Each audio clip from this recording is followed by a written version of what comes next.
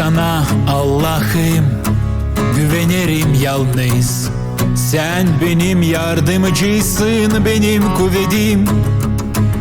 Elini uzat dersin, açam ben rahatsız. Lafını geçir dersin, var usta bitin. Bitkisiz metinlik, bitkisiz sana şan. Ne gökler ne de yer sığdıramır seni.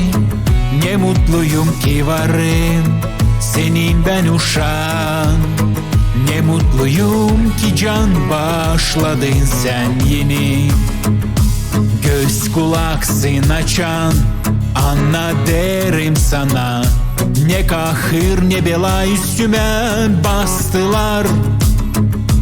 Taşıma her zaman yardım nesin bana. Arükü hani arkama astılar. Bitkisiz metinlik, bitkisiz sana şan.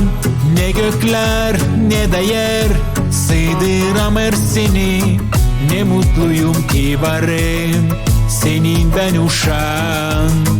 Ne mutluyum ki can bağışladın sen yeni.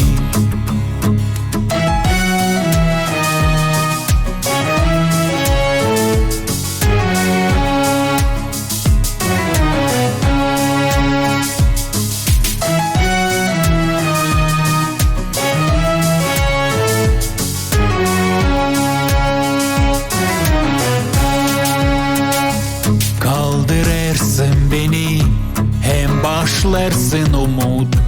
Yanımdaysın, dayadın başımı göğsüne. Yalvarım İsa bir kavile beni tut. Kucağında koruyarsın kendi uşağını.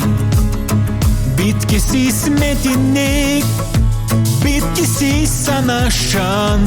Ne gökler ne de yer sığdıramır seni. Ne mutluyum ki varım senin ben uşağın. Ne mutluyum ki can bağışladın sen yeni. Bitkisiz metinlik, bitkisiz sana şan. Ne gökler ne de yer sığdıramır seni. Ne mutluyum ki varım senin ben uşağın.